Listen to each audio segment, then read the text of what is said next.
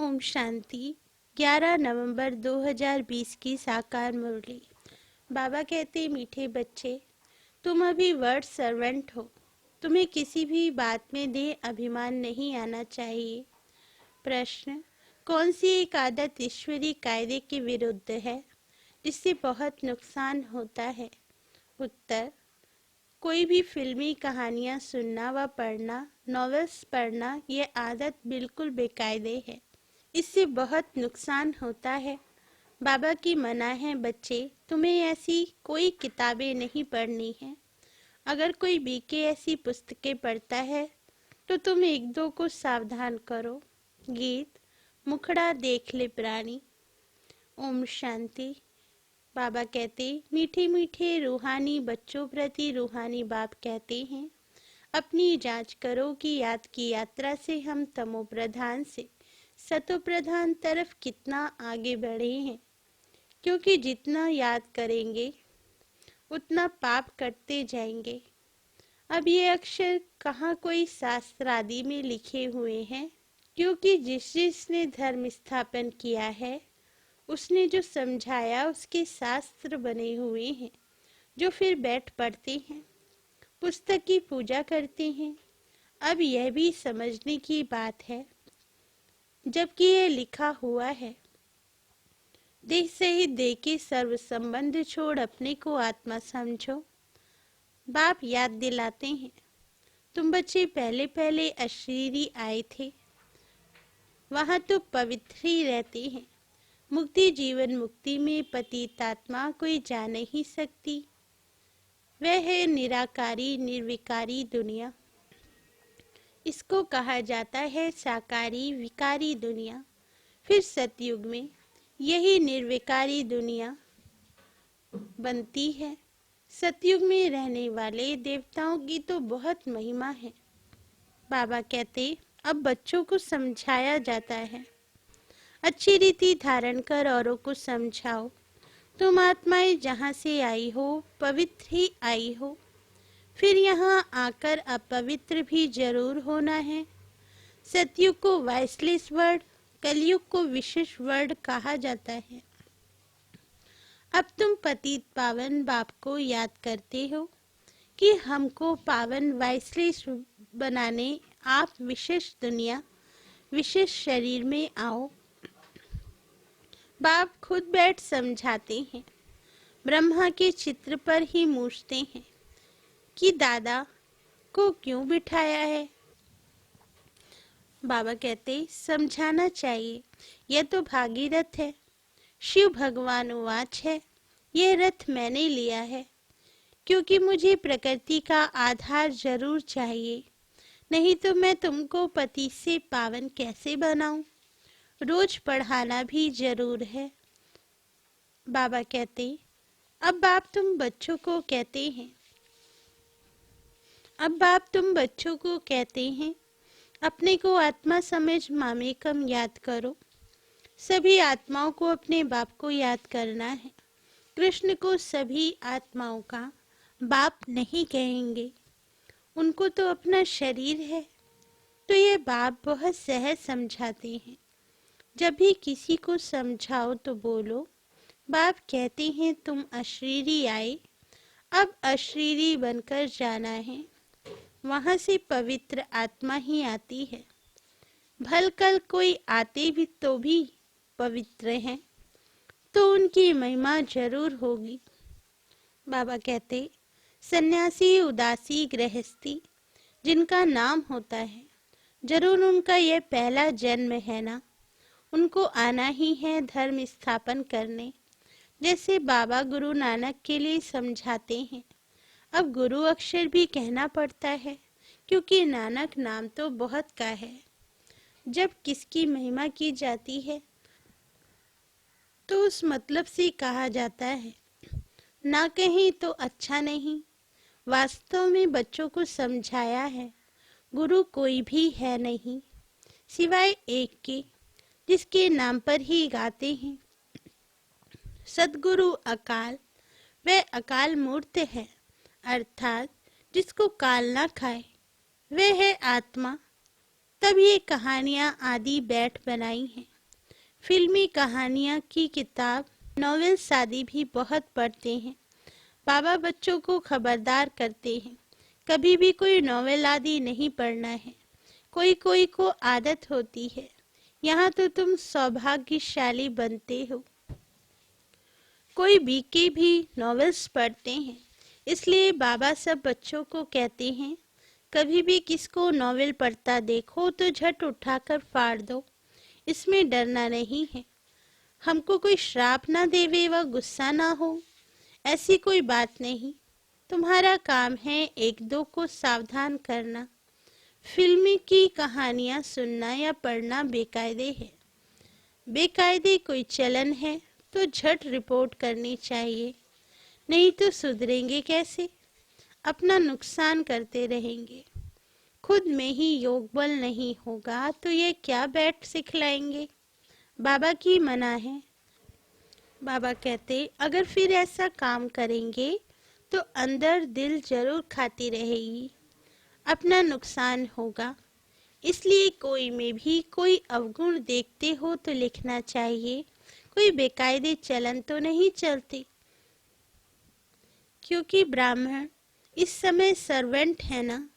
बाबा भी कहते हैं बच्चे नमस्ते और सही समझाते हैं। बच्चियां पढ़ाने वाली जो हैं उनमें देह अभिमान नहीं आना चाहिए। टीचर भी स्टूडेंट का सर्वेंट होता है ना। गवर्नर आदि भी चिट्ठी लिखती हैं, नीचे साइन करेंगे, आई एम ओबीडियंट सर्वेंट, बिल्कुल सन्मुख नाम लिखेंगे। बाकी क्लर्क लिखेगा अपने हाथ से, कभी अपनी बड़ाई नहीं लिखेंगे।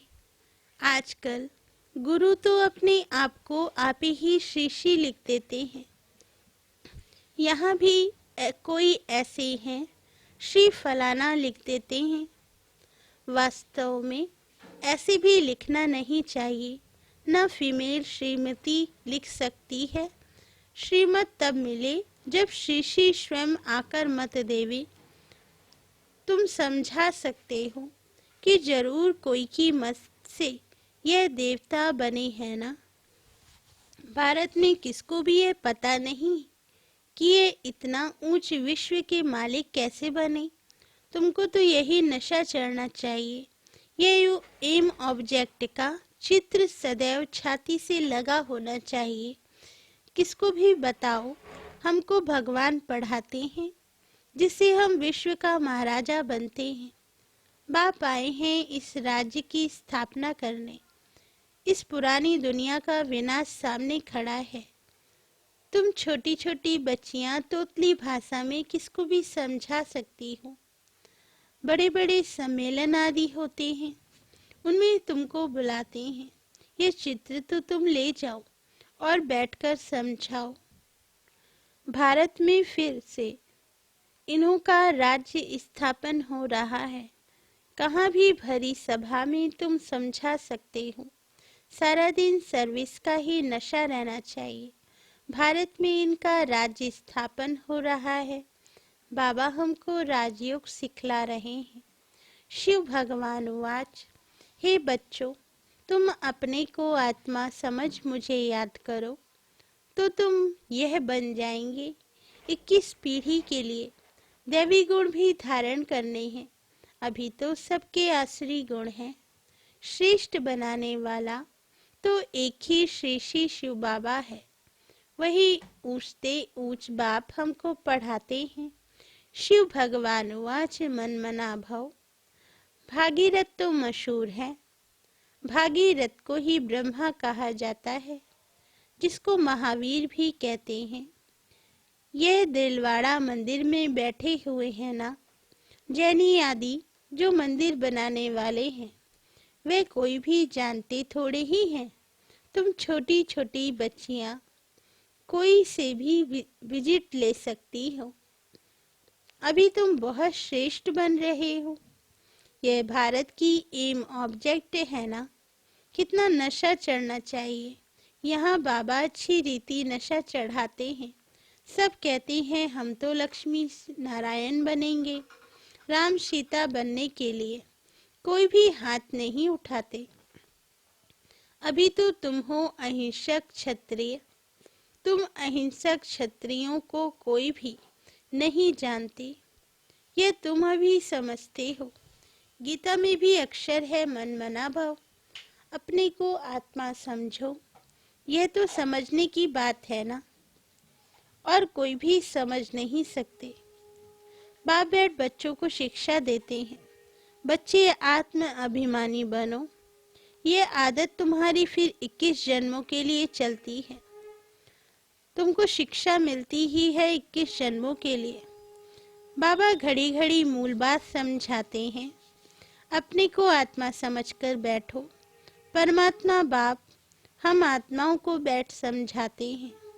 तुम घड़ी घड़ी देह अभिमान में आ जाते हो, फिर घर बार आदि याद आ जाता है। यह होता है भक्ति मार्ग में भी। भक्ति करते करते बुद्धि और तरफ चली जाती है। एक टिक सिर्फ नौधा भक्ति वाले ही बैठ सकते हैं, जिसको तीव्र भक्ति कहा जाता है। एकदम लवलीन हो जाते हैं। बाबा कहते, तुम जैसे याद में बैठते हो तो कोई समय एकदम अशरीरी बन जाते हो। जो अच्छे बच्चे होंगे वही ऐसी अवस्था में बैठेंगे, देह का भार निकल जाएगा। अशरीरी हो उस मस्ती में बैठे रहेंगे, ये आदत पड़ जाएगी। सन्यासी हैं तत्वज्ञानी व ब्रह्म ज्ञानी, वे कहते हैं हम लीन हो जाएंगे। ये पुराना शरीर छोड़ ब्रह्म तत्व में लीन हो जाएंगे। सबका अपना अपना धर्म है ना, कोई भी दूसरे धर्म को नहीं मानते हैं। आदि सनातन देवी देवता धर्म वाले भी तमो प्रधान बन गए हैं। गीता का भगवान कब आया था, गीता का युग कब था, कोई भी नहीं जानते। तुम जानते हो। इस संगम युग पर ही बाप आकर राजयोग सिखलाते हैं, तमो प्रधान से सतो प्रधान बनाते हैं। भारत की ही बात है, अनेक धर्म भी थे जरूर। गायन है, एक धर्म की स्थापना, अनेक धर्मों का विनाश। सतयुग में था एक धर्म, अभी कलयुग में है अनेक धर्म। फिर एक धर्म की स्थापना होती है। एक धर्म था, अभी नहीं है, बाकी सब खड़े हैं। बड़ के झाड़ का मिसाल भी बिल्कुल ठीक है। फाउंडेशन है नहीं, बाकी सारा झाड़ खड़ा है। वैसे इसमें भी देवी देवता धर्म है नहीं। आदि सनातन देवी देवता धर्म जो तना था वह अब प्राय लोप हो गया है। फिर से बाप स्थापन करते हैं। बाकी इतने सब धर्म तो पीछे आए हैं। फिर चक्र को रिपीट जरूर करना है, अर्थात पुरानी दुनिया से फिर नई दुनिया होनी है। नई दुनिया में इन्हों का राज्य था। तुम्हारे पास बड़े चित्र भी हैं, छोटे भी हैं। बड़ी चीज होगी तो देखकर पूछेंगे यह क्या उठाया है। बोलो, हमने वह चीज उठाई है जिससे मनुष्य बेगर टू प्रिंस बन जाए। दिल में बड़ा उमंग, बड़ी खुशी रहनी चाहिए। हम आत्माएं भगवान के बच्चे हैं, आत्माओं को भगवान पढ़ाते हैं। बाबा हमको नैनों पर बिठाए ले जाएंगे। इस छीछी दुनिया में तो हमको रहने का नहीं है। आगे चल त्राही त्राही करेंगे, बात मत पूछो। करोड़ों मनुष्य मरते हैं। यह तो तुम बच्चों की बुद्धि में है। हम इन आँखों से जो देखते हैं यह कुछ भी रहना नहीं है। यहाँ तो मनुष्य हैं कांटों मिसल।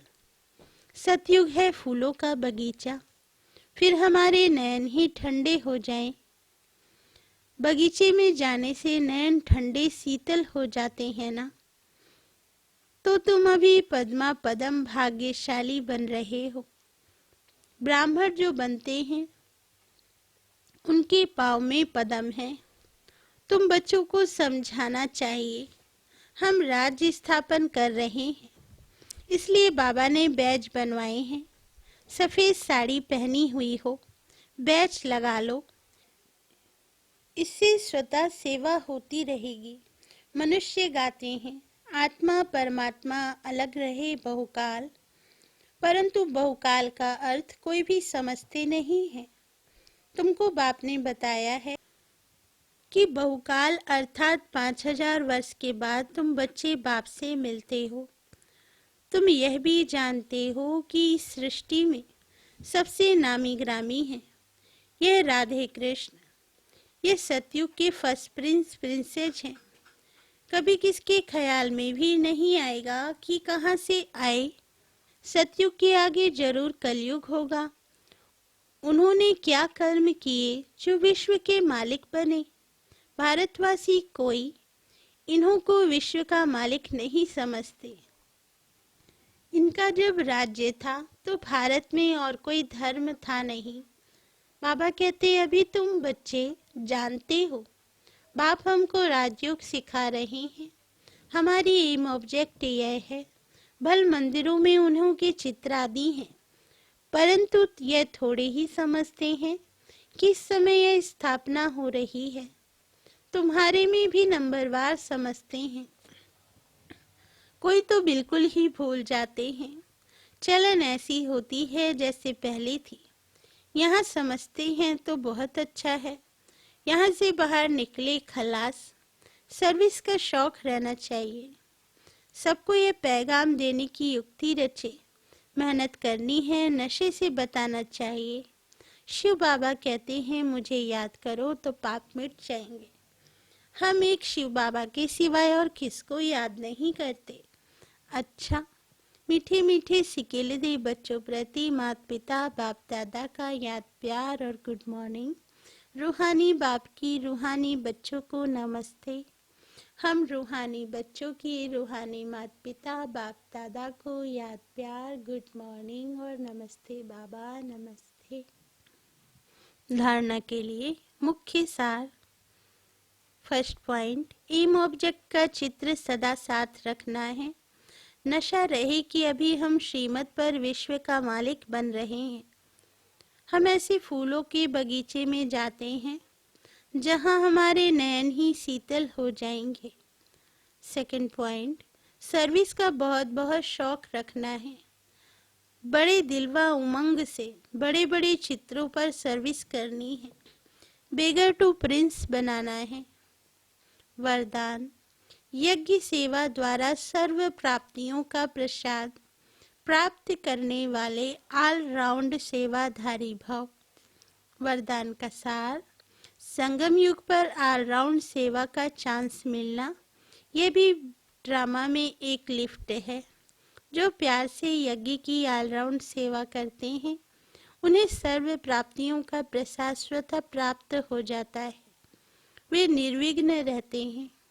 एक बारी सेवा की और 1000 बार सेवा का फल प्राप्त हो गया। सदा स्थूल सूक्ष्म लंगर लगा रहे। किसी को भी संतुष्ट करना यह सबसे बड़ी सेवा है। मेहमान निवाजी करना यह सबसे बड़ा भाग्य है। स्लोगन, स्वमान में स्थित रहो तो अनेक प्रकार के अभिमान स्वतः समाप्त हो जाएंगे। अच्छा, ओम शांति।